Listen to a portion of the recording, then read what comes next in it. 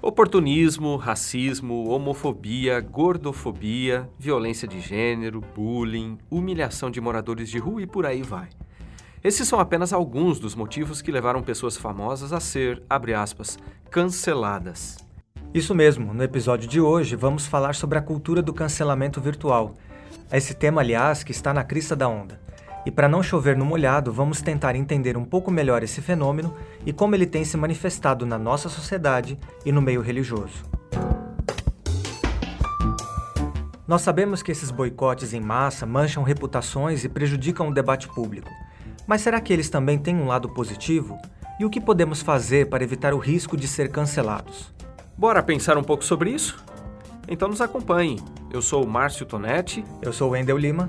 E este é o podcast da Revista Adventista. Piadas de mau gosto ou comentários preconceituosos que antes até eram tolerados ou passavam despercebidos em programas de TV ou rádio, hoje são alvos de ataques nas mídias sociais. Basta que uma celebridade diga algo considerado moralmente errado ou politicamente incorreto para os padrões de determinado grupo. De uma hora para outra, figuras quase idolatradas se tornam objeto de repúdio, críticas e linchamentos nos tribunais da internet.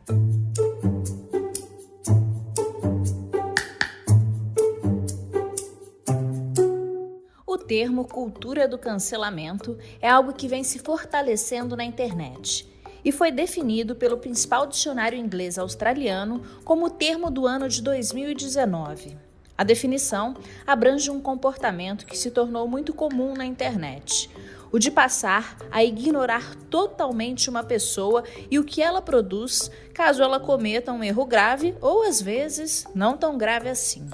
Conforme explica esse vídeo publicado pela revista Veja no dia 24 de julho de 2020, essa cultura começou a ser mais discutida a partir de 2015, quando o jornalista Jon Ronson, do jornal The New York Times, publicou uma matéria sobre Justine Sacco, diretora de comunicação de uma multinacional norte-americana. No embarque para uma viagem com destino à África do Sul, ela comentou no Twitter, em tom de brincadeira, mas de mau gosto, que esperava não pegar AIDS em sua estadia no país sul-africano. O ponto é que essa postagem logo viralizou sem ela saber, e quando Justine pousou no outro lado do Oceano Atlântico, o estrago já estava feito. Ela havia virado motivo de piada e linchamento nas mídias sociais. E por causa da sua postagem, foi despedida do emprego, repreendida publicamente por uma tia e ridicularizada por vários anos na internet. O caso dela e de outros levou o jornalista Jon Ronson a publicar ainda em 2015 o livro Humilhado, como a era da internet mudou o julgamento público.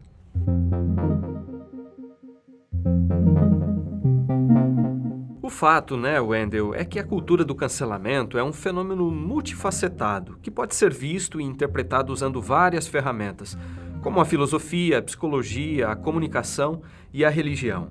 É por isso que muitos intelectuais dessas áreas têm procurado explicar esse comportamento complexo usando as próprias mídias sociais. E Tonetti, a gente destaca aqui pensadores como o filósofo Luiz Felipe Pondé e o professor de psicologia da USP e escritor Christian Dunker. Nestes trechos, eles destacam que por trás do cancelamento também existe uma tentativa de sentir-se mais puro, moralmente superior. Então, acho que a cultura do cancelamento está enraizada, primeiro, numa característica do ser humano. O ser humano gosta de jogar pedra nos outros. E gosta porque nesse momento é quase como se a gente sentisse que ele é puro. Que é a satisfação que a gente tem por se produzir, se criar uma imagem purificada. Uma imagem que em nome da lei, que em nome da ordem, que em nome de princípios, e que quando a gente diz não, quando a gente cancela, quando a gente elimina, quando a gente silencia o outro, se cria uma espécie assim de sentimento de satisfação.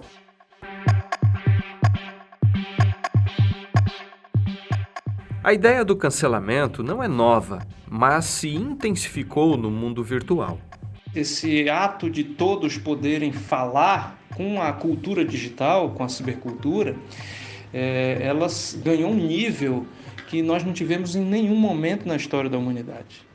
Esse aí que você ouviu é o Fábio Bergamo, doutor em administração pela Universidade Federal da Bahia e professor do UNASP, o Centro Universitário Adventista de São Paulo. Ele ressalta que, Com a democratização da internet, você dá às pessoas uma ferramenta de conversa pública que não é mais ouvida apenas por aqueles que estão na ágora, ou na praça, ou na família, mas agora é possível e passível de ser ouvida por todo o mundo, na verdadeira aldeia global que a gente chama. Então, esse tipo de situação, que o homem não nasceu preparado para isso, né, acaba tendo um impacto negativo no sentido de que as pessoas se sentem predispostas a incutir comentários e dar opiniões sobre todos os temas aos quais ela tem acesso, a leitura e acredita que tem entendimento de tudo e que pode dar essa opinião. E isso dá uma certa sensação de poder ao indivíduo. Então, muitas vezes esse cancelamento não é feito apenas por fakes na internet ou pessoas anônimas, não. Elas mostram mesmo sua opinião e indicam a contrariedade a um outro grupo social ou a representantes desse grupo, que é o mais comum. Então, se essa pessoa ela demonstra um comportamento contrário ao grupo social que eu me posiciono, automaticamente eu tenho uma predisposição a cancelá-lo, ou seja, tentar levá-lo ao ostracismo e à vergonha pública.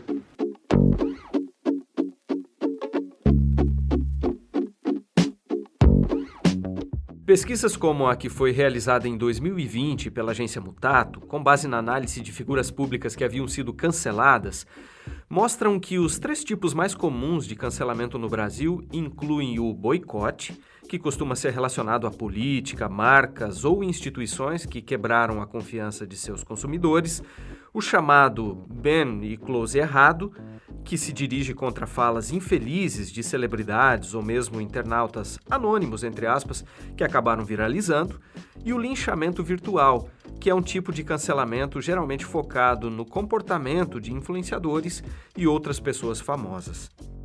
E para isso ficar mais claro, é interessante entrarmos um pouco na questão do fenômeno da influência digital. Uma pesquisa realizada pelo Núcleo de Inovação em Mídia Digital da Faculdade Armando Álvares Penteado, a FAAP, e a Social Bakers, com base nos perfis das 100 maiores páginas de marcas e influenciadores no Facebook e no Instagram, mostrou que em 2020, algumas empresas ganharam audiência enquanto celebridades perderam prestígio. Mas por que será que isso aconteceu? O Dr. Fábio Bergamo traz um pouco mais de contexto para essa pergunta. Essa é uma mudança que a gente já enxerga há algum tempo, né? Esse termo influenciador digital, ele, na verdade, ele foi assim, um pouco generalizado para toda e qualquer pessoa que faz um certo sucesso na internet. Mas agora a gente tem uma tendência de perceber que estes influenciadores ou pessoas importantes na internet, eles acabam tendo o mesmo perfil de um produto, né? E o produto, para quem estuda marketing, para quem trabalha com marketing, todo mundo sabe que um produto tem um ciclo de vida. Você tem ali a introdução dele ao mercado, um crescimento muito rápido ali no início, né?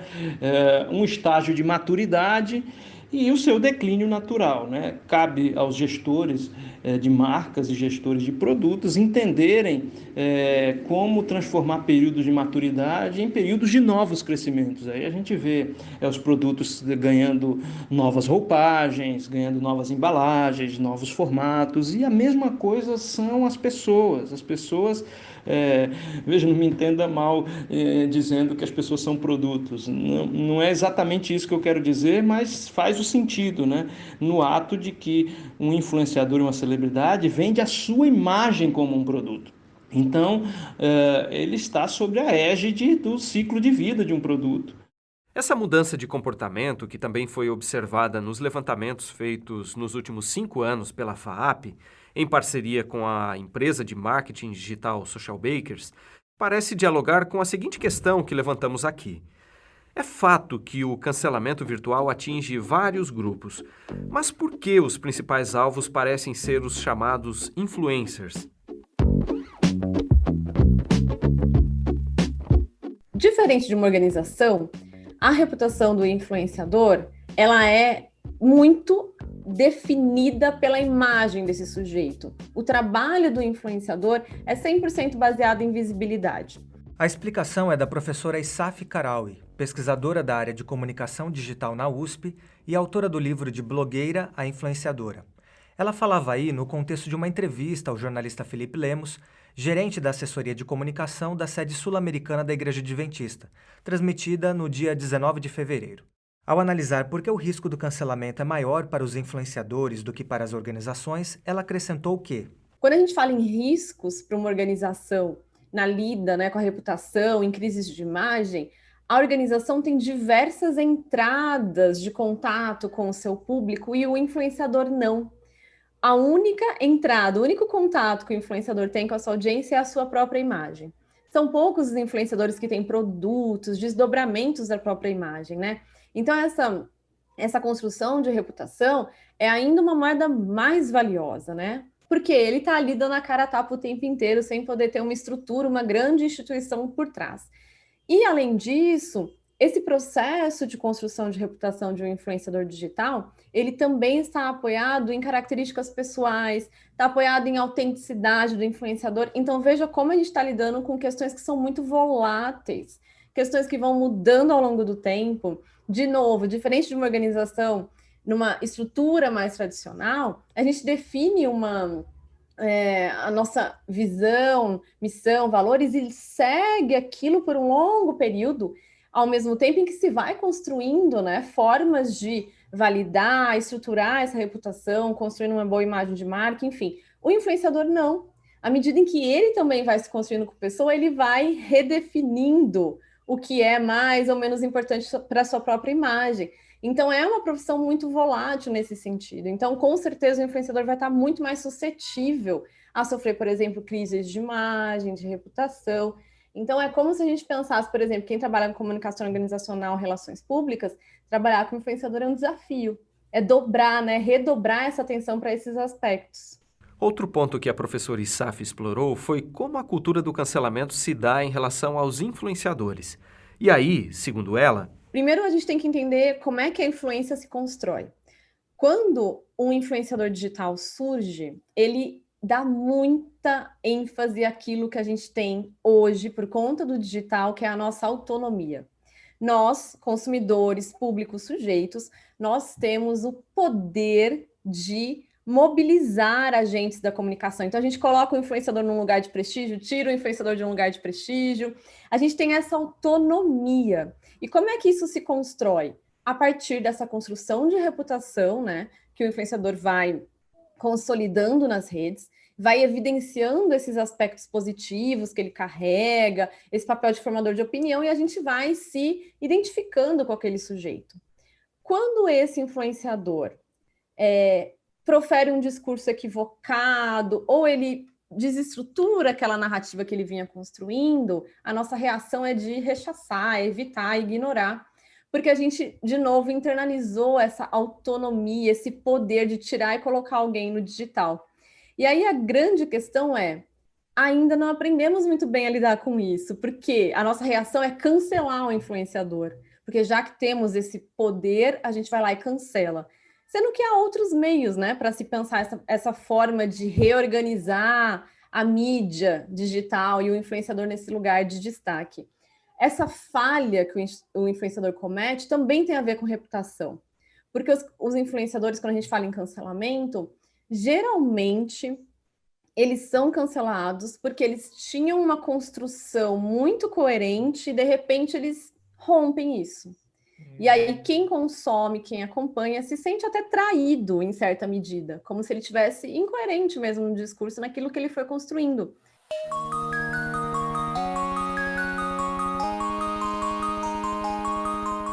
E será que a cultura do cancelamento virtual, em suas diferentes formas, também tem atingido pastores, cantores e outras personalidades do mundo religioso? É o que a gente vai abordar agora, na segunda parte do episódio de hoje. Trazendo um caso recente, você lembra do pastor Batista que em um de seus sermões disse que a Bíblia precisava ser atualizada? Pois é, Tonete, essa declaração gerou bastante polêmica e críticas nas mídias sociais, Como o próprio Ed René disse em uma reportagem publicada em dezembro no site da BBC Brasil, e abre aspas aqui para ele, fui chamado de herege, de filho do diabo, de maldito, fecha aspas. Sem entrar, no mérito da discussão sobre o que ele disse, esse exemplo mostra o nível de hostilidade que qualquer líder religioso pode sofrer ao tratar de determinados temas na internet.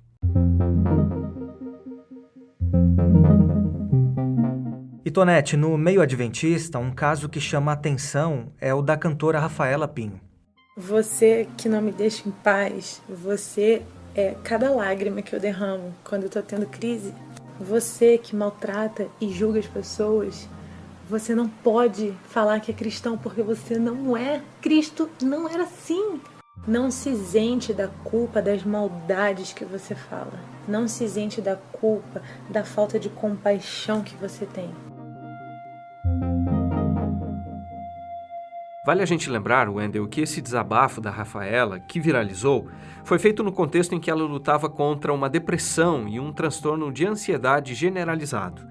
Alguns anos depois, no começo de 2020, ao falar sobre a superação de seu problema no programa Consultório de Família, da TV Novo Tempo, Rafaela disse o seguinte: É uma pressão da perfeição, né? É exatamente, a perfeição. Você tem que ser perfeito, porque é um público religioso exigente que olha pra você e exige de você uma perfeição que ele não tem. Exatamente. Isso pegou você pesado. E eu tenho uma resistência. Uma mania patológica de querer agradar as pessoas. É um negócio doentio. Tanto que no meu DVD tem uma música que se chama Eu Juro Que Tentei, que é uma carta aberta às pessoas, né?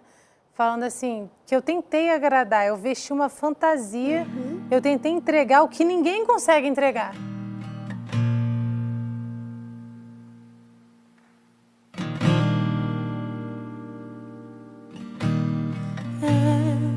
Você já sabe que eu falhei, eu fiz de tudo pra agradar. Quando tentei oferecer o que ninguém consegue entregar. Infelizmente, o mundo religioso hoje também se impregna dessa toxina comportamental que é o cancelamento. Temos inúmeros exemplos, um pastor vai, comenta alguma coisa, fala alguma coisa, às vezes é tirado do contexto uma frase, colocado de uma maneira a viralizar apenas uma expressão e pronto, a casa cai e a rejeição imediata de toda uma sociedade praticamente se transforma num linchamento de indiferença. Quem falou aí foi o pastor e publicitário Dailson Fonseca, que há 7 anos coordena o departamento de comunicação da sede paulista da Igreja Adventista. O Dailson, que tem milhares de seguidores no Instagram e no Twitter, complementa dizendo que cancelamento existe com músicos evangélicos, cancelamento existe com pastores cristãos, cancelamento existe de chefes para chefiados. Infelizmente, em algumas hierarquias de comando existe o sentimento do cancelamento. Antigamente poderíamos usar o termo rótulo, né? E eu gosto de dizer que todo rótulo ele é de velcro. As pessoas que rotulam, o rótulo lhe dura um prazo de validade. E tristes são aqueles que usam dessas ferramentas. E hoje parece que o cancelamento é esse sinônimo da antiga rotulação comportamental, onde você marca um X e pronto. Como foi dito no início do episódio, hoje os consumidores parecem estar menos tolerantes a determinadas posturas e discursos das empresas. E esse comportamento também tem se refletido na relação das pessoas com a igreja, conforme observa o Odailson. Muito bom esse paralelo dos consumidores, né? Nós passamos os tempos dos consumidores, depois vem os prosumidores, e parece que hoje vem os canceladores. Então a gente vive uma realidade hoje inevitável, também pela própria disseminação, pela overdose absoluta de comunicação e informação. Hoje, numa deslizada de dedo na tela, você passa um universo de informações. E aí, realmente, até uma empresa que tem uma reputação especial, ela reconstruir, quando ela perde essa proximidade do seu consumidor, o cancelamento ele é inevitável, né? Você coloca hoje uma crítica, uma observação nas mídias sociais e se viraliza, pronto, uma imagem empresarial inteira, ela desaba por essa situação do cancelamento. Um dia eu ouvi uma palestra que me marcou muito de um apresentador que dizia, né, reputação é um valor, é um atributo que você constrói como se fosse preenchendo um tanque com colher de chá, e você esvazia esse tanque com carrinho de mão, né? Então você percebe como hoje é difícil perder uma reputação, é instantâneo, sabe? E para a igreja, infelizmente são tempos críticos, de criticados e de muita crítica, sabe? Eu acho que é legal a observação, é legal a construção de pensamentos. Eu acho que a igreja cresce, a Bíblia diz que na multidão de conselhos há sabedoria. A sabedoria não vem na uniformidade dos conselhos, a sabedoria vem na multidão dos conselhos. Então eu creio realmente na liberdade do pensamento diferente. Agora, uma coisa é o pensamento do contraditório positivo saudável. Outra coisa é a crítica que gera uma oposição descontrolada, desmedida. Ok? E hoje realmente vivemos uma geração onde muitas vezes esse cancelamento empresarial, mercadológico, ele vem para o ideológico e religioso, né? E o que acontece com isso? Todo mundo tem uma opinião, todo mundo tem uma ideia. Não há problema, só que nós temos na Bíblia a autoridade soberana. E gosto demais do texto de 2 Timóteo, também 2 Timóteo capítulo 1, versículo 13, que diz: mantém o padrão das suas palavras, né? O que hoje sobrevive ao cancelamento? É a firmeza de convicções e princípios. A pergunta que fica, portanto, é: o que pode ser feito para minimizar o risco de ser cancelado? E como tudo isso aumenta a responsabilidade das marcas, sejam pessoas ou empresas, em relação à forma de tratar sobre determinados temas e de lidar com diferentes crenças?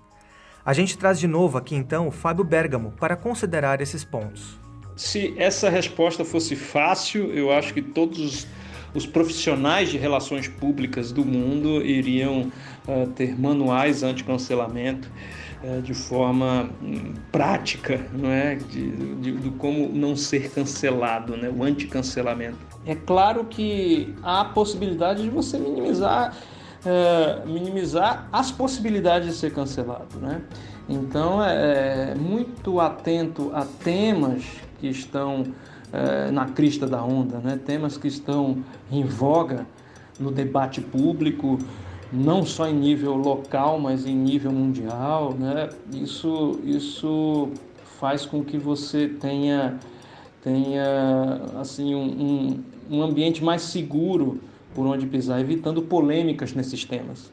Mas o professor Dunaspe observa que, às vezes, alguns acabam cometendo equívocos ao se retratarem, na tentativa de ser, vamos dizer assim, descancelados.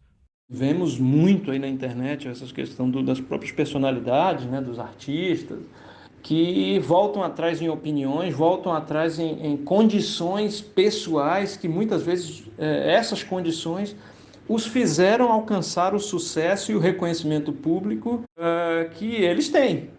E eles têm que abandonar essa percepção para poder se encaixar no discurso do público que ele considera o público-alvo, né? Então, é uma linha tênue entre o pisar de forma sólida ali num espaço que não é um espaço de discussão pública, de temas polêmicos, e, ao mesmo tempo, evitar se posicionar ou se posicionar errado de forma diferente daquilo que é a sua essência.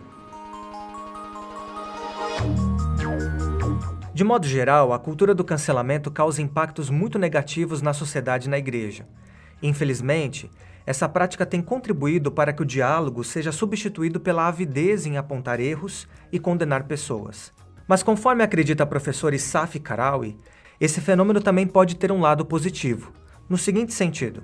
Porque às vezes a gente considera que o cancelamento só traz pra gente o aspecto de desumanização e de violência. E isso é evidente. O cancelamento é uma violência, é um silenciamento do outro, é a impossibilidade de dialogar. Ao mesmo tempo, e do outro lado, o cancelamento é uma virada discursiva.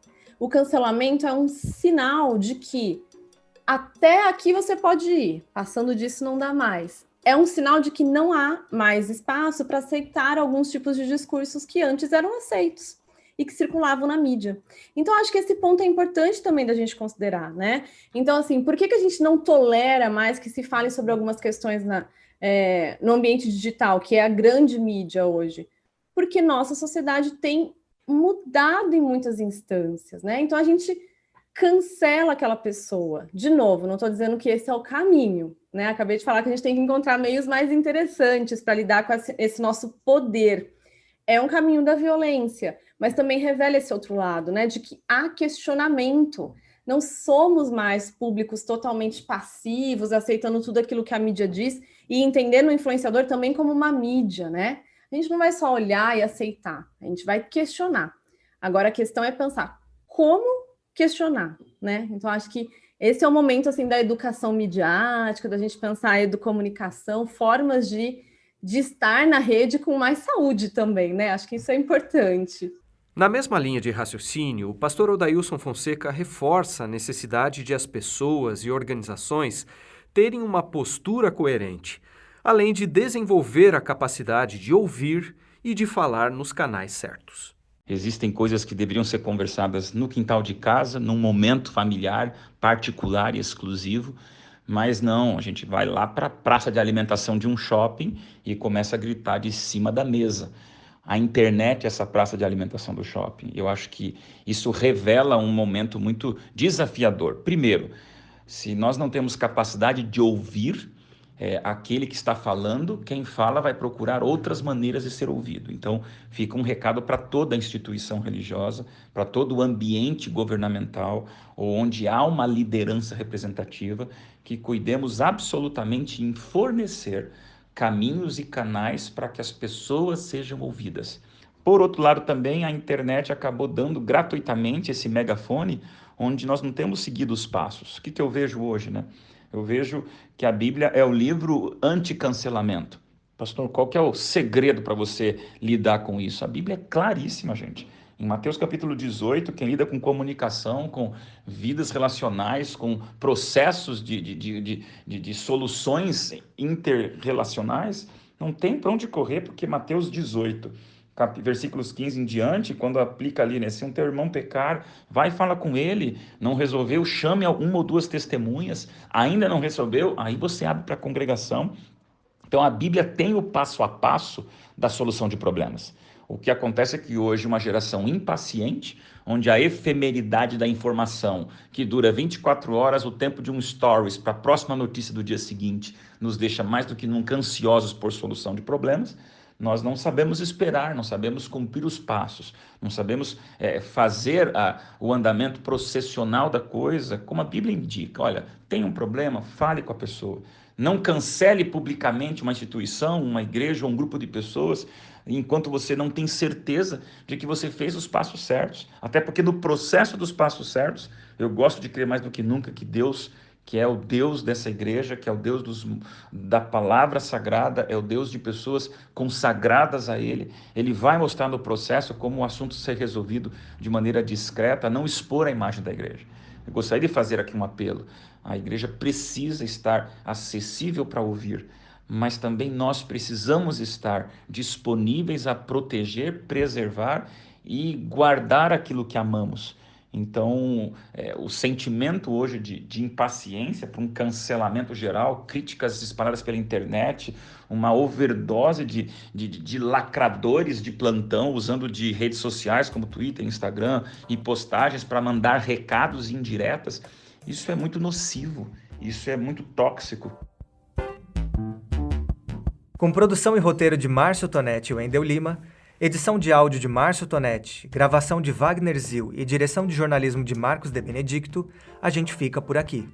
E até que o próximo episódio chegue para você, aproveite aí para visitar nosso canal no Google Podcasts, no Spotify, YouTube e em outros agregadores de áudio, para conferir mais temas que podem ser do seu interesse. Obrigado pela audiência. Se nós cometemos algum erro ou dissemos algo que você não gostou, por favor, não nos cancele.